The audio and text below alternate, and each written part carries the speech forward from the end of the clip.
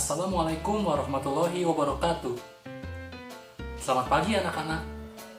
Bertemu lagi dengan saya Fabian di pelajaran Bahasa Indonesia. Di video kali ini kita akan bersama-sama membahas tentang teks diskusi. Diskusi itu apa sih? Ada yang tahu? Ya, diskusi adalah interaksi komunikasi yang terjadi di antara dua pihak, baik individu dan individu dan kelompok, dan antar kelompok. Komunikasinya berupa pembahasan mengenai penemuan-penemuan yang akhirnya menghasilkan pemahaman yang baik dan benar mengenai suatu topik pembahasan. Nah, jadi anak-anak, dengan demikian, inti dari pengertian diskusi adalah bertukar ide atau gagasan dan pendapat mengenai suatu topik. Nah, anak-anak, tadi kalian sudah mengetahui pengertian diskusi. Lalu, apa itu teks diskusi? Ada yang tahu? Ya, teks diskusi adalah tulisan yang memberikan dua pendapat berbeda antara pendapat pro yang mendukung dan pendapat kontra yang menentang.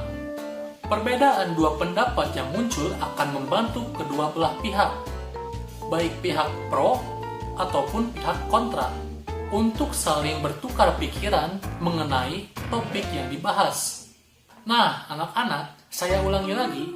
Diskusi adalah kegiatan bertukar pendapat antara yang satu dengan yang lain mengenai suatu topik tertentu untuk menghasilkan pemahaman yang baik dan benar mengenai suatu topik yang didiskusikan. Sedangkan teks diskusi adalah tulisan yang berisi pendapat pro dan juga kontra terhadap suatu topik yang didiskusikan. Adapun tujuan dari teks diskusi yaitu untuk mencari kesepakatan, kesepahaman mengenai suatu gagasan tertentu.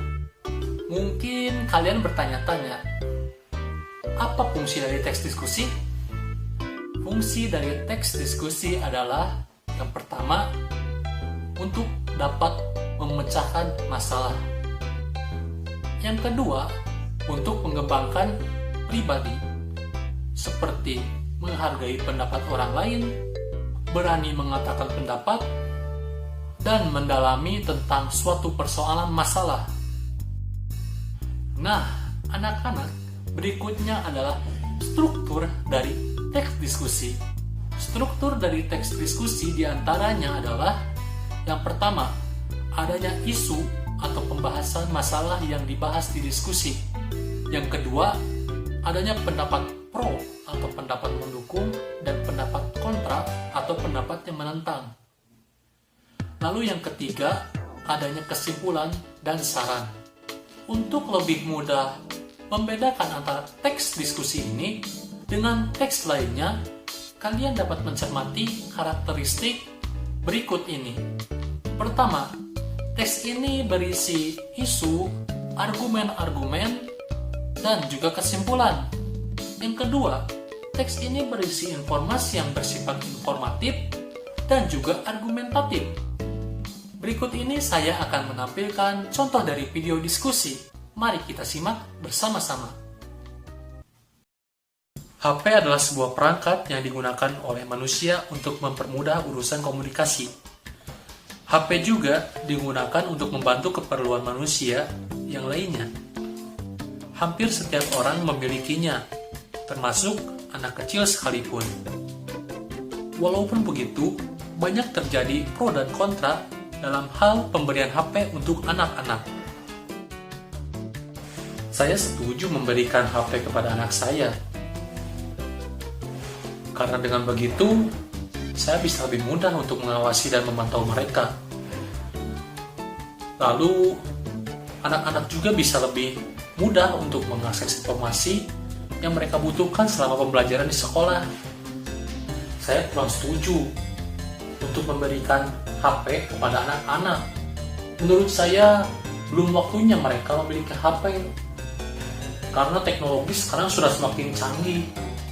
Sehingga banyak tuh yang di internet itu konten-konten negatif yang mudah diakses oleh anak-anak. Lalu selain itu, memberikan HP kepada anak-anak akan menjadikan mereka sebagai pribadi yang pasif. Mereka sulit bergaul dan lebih mementingkan bermain game daripada lingkungan sekitarnya. Baik anak-anak, tadi kita sudah menyimak sebuah diskusi secara bersama-sama. Apakah kalian memiliki pendapat yang berbeda? Jika kalian punya pendapat yang berbeda, silakan tulis di buku kalian masing-masing. Nah, anak-anak, silakan kalian cari isu-isu yang sedang ramai saat ini, seperti adanya pandemi COVID-19, lalu dolar yang makin menaik, ataupun masalah-masalah lainnya. Lalu kalian diskusikan isu-isu permasalahan tersebut dengan teman-teman kalian. Pastinya dalam diskusi akan ada pendapat yang pro maupun pendapat yang kontra. Baiklah, kita cukupkan pembelajaran kali ini. Semoga bisa bermanfaat dan menambah wawasan kita. Sekian, terima kasih. Assalamualaikum warahmatullahi wabarakatuh.